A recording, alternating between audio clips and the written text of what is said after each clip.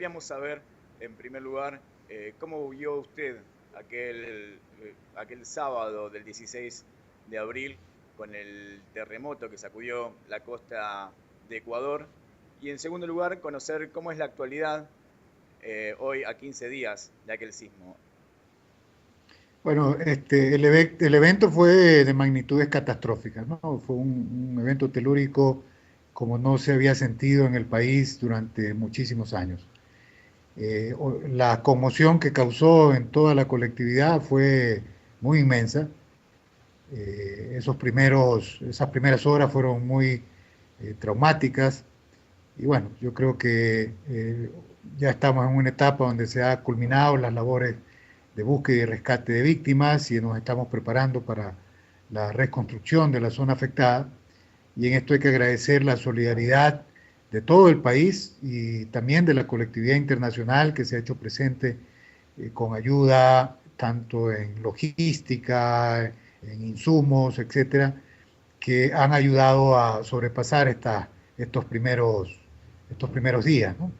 En la actualidad, yo diría que, como todo proceso, el tema se está un poco más calmando y el sector asegurador y el gobierno ya estamos abocados a dimensionar las pérdidas, reforzando nuestras acciones para poder atender a los miles de reclamaciones que estamos esperando se generen de este terremoto y colaborando en lo que se pueda con las autoridades para efectos de que los procesos de reconstrucción y de financiamiento de esa reconstrucción sean lo más oportunos y adecuados posibles, ¿no? Yo creo que vale recalcar que en la colectividad aseguradora internacional ha habido también un gran apoyo, especial mención a los reaseguradores que tradicionalmente han servido en nuestro país, que en pocas horas estuvieron inclusive ya en la zona del desastre, conociendo de primera mano el alcance de la tragedia y comprometiendo sus recursos para hacer frente adecuadamente, ¿no?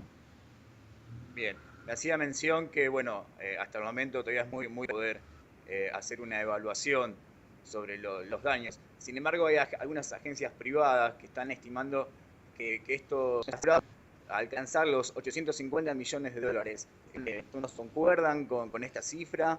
¿Qué opinan al respecto? Bueno, estamos recolectando información conjuntamente con nuestra autoridad de control. Hay que entender que estas firmas especializadas, ¿no?, trabajan algunos modelos estadísticos que marcan una pauta, ¿no?, dentro de un rango posible, cuáles podrían ser las indemnizaciones. Yo creo que es muy pronto para poder hacer una estimación más concreta, pero en todo caso, de lo que hemos podido apreciar de algunas de estas firmas especializadas, el rango posible podría estar enmarcando, ¿no? No necesariamente en los límites, pero dentro de ese rango se esperaría que el sector asegurador tuviera algunas obligaciones importantes que pagar, ¿no? Podría abarcar entonces entre 350 y 850 millones de dólares como... Sí, sí, yo creo que se podría estar pensando dentro de ese rango, ¿no es cierto? Y lo importante es que esto ya ha sido discutido tanto con las autoridades locales, las propias compañías y con los reaseguradores principales del mercado, y creo que existe la solvencia necesaria para poder hacer frente a este evento, ¿no? Me hacía mención recién de las autoridades, los organismos de control. ¿Cómo fue el trabajo durante estos 15 días con la Superintendencia de Seguros? ¿Hubo algunas medidas especiales que se hayan tomado? Con la autoridad de control, básicamente en lo que corresponde a sus competencias, ¿no? Es decir, velar porque las compañías tengan sus recursos líquidos con la disponibilidad adecuada para hacer frente, obviamente apoyando al mercado para que no existan trabas en la utilización de estos recursos líquidos para poder enfocarlos totalmente hacia la atención de los siniestros, lo mismo el resto de recursos que las compañías están asignando en su logística, etcétera, para poder atender oportunamente. Estamos cruzando información permanente con la autoridad de control a efectos de la transparencia que debe existir en estos momentos, tanto en el manejo de la información como en la comunicación de la misma, para que dé mucho más tranquilidad, especialmente a la comunidad de asegurados, ¿no? Yo creo que el proceso marcha adecuadamente y estamos seguros que así se mantendrá esa coordinación y esos canales de comunicación adecuados durante todos estos tiempos que nos toque atender la catástrofe. ¿En algún momento hubo alguna preocupación por parte de las aseguradoras sobre cómo será el impacto que tenga este terremoto en el mercado? Bueno, la inquietud natural, ¿no es cierto?, de conocer la extensión de los daños para poder cuantificar y dimensionar la necesidad de recursos de todo tipo que se requieren para atender la catástrofe, ¿no? Siempre tenemos en mente la experiencia de Chile del año 2010, en una economía que si bien es más grande que la ecuatoriana, un siniestro más o menos de similares características, excepto por el tsunami que por suerte no nos afectó, pero ustedes conocen, en Chile en esa época, o el siniestro de esa época significó aproximadamente 8.000 millones de dólares de pérdidas indemnizadas.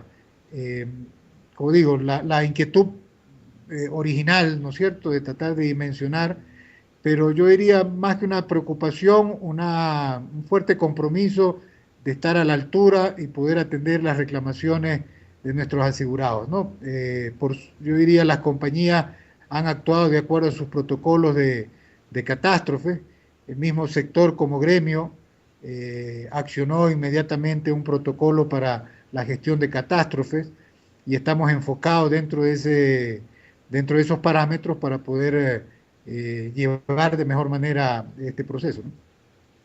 Recién hacía mención al caso de Chile, un país donde, bueno, tradicionalmente tiene una cultura y una educación en lo que refiere a siniestros, catástrofes de estas características. En el caso de Ecuador se ha hablado desde, como lo ha dicho el presidente Correa, desde construcciones defectuosas hasta falta de educación, quizás en la población, sobre qué hacer en estas situaciones. Según su mirada, ¿usted cree que el país está preparada para sufrir un sismo de estas características, aunque sea una zona propensa a estos riesgos? Sí, definitivamente el Ecuador, así como Chile y otros países de la costa pacífica de nuestra América del Sur, estamos muy propensos a catástrofes naturales, ¿no? Yo diría que el Ecuador, en cuanto al conocimiento del riesgo y de las personas frente al riesgo, probablemente hay una mejor preparación. Llama mucho la atención, eso sí, y coincidimos con la percepción que tiene el gobierno, llama mucho la atención la cantidad de daños materiales que se han provocado, ¿verdad? Yo creo que ese es un tema posteriormente a analizar, a reflexionar, para tomar las medidas del caso, ¿no? Hemos hablado inclusive con algunos reaseguradores y ellos coinciden con esta apreciación e inclusive están muy prestos a posteriormente destinar algunos recursos para conocer un poco más de la experiencia que hemos tenido, ¿no? Se nota a nivel de daños a bienes inmuebles, ¿verdad?, que probablemente ha faltado algo, ¿no es cierto?, que ha conllevado a que existan esta cantidad de edificios y inmuebles afectados, ¿no? ¿Esto puede tener alguna consecuencia a la hora de pagar un siniestro? Yo diría que no, porque en principio todos esos inmuebles han sido construidos con autorizaciones de autoridades locales. Probablemente ese es el momento de revisar normas técnicas de construcción y otros temas, ¿verdad?, que tengan que actualizarse, dada la real exposición que estamos viendo tiene nuestro país en este tipo de catástrofes, ¿no? En todo caso, otro tema que también llama la atención y que nosotros creo que tenemos que reflexionar en general, ¿verdad?, es la penetración del seguro en la cotidianidad, ¿no es cierto?, en la protección no solamente de las industrias, sino también de la familia, de los propios gobiernos. respecto de los activos que están en riesgo, ¿no? Ya se ha mencionado, y esto es un tema que se está hablando mucho a raíz del tema de cambio climático, ¿no? O sea, la resistencia que tienen las comunidades, las ciudades para hacer frente a este tipo de eventos. Y claro, nos toca aprender con la dura, ¿no? Que es ya con el evento en sí, y nos damos cuenta que falta todavía mucho por hacer desde el lado público, desde el lado privado, también para fortalecer el acceso de la población a este tipo de transferencias de riesgo como es el seguro, que definitivamente son una ayuda para poder hacer frente a los impactos que tienen estas catástrofes. ¿Cómo es la penetración de este tipo de coberturas en el mercado asegurador?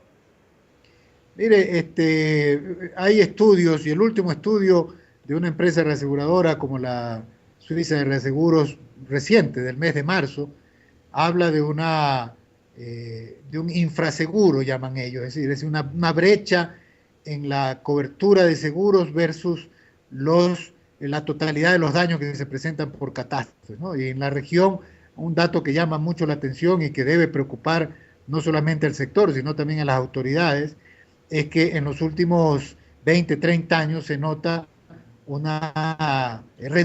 incremento de esa brecha y una reducción de la asegurabilidad de los riesgos catastróficos. Lo mismo ha ocurrido en el Ecuador y probablemente estamos hablando de una brecha de un 90-10, es decir, aproximadamente el 90% de los daños no tendrían cobertura y el 10% de los daños estarían protegidos. Va a haber que trabajar mucho por parte del sector sobre lo que es la cultura aseguradora y fomentar más estos seguros, como me decía usted recientemente.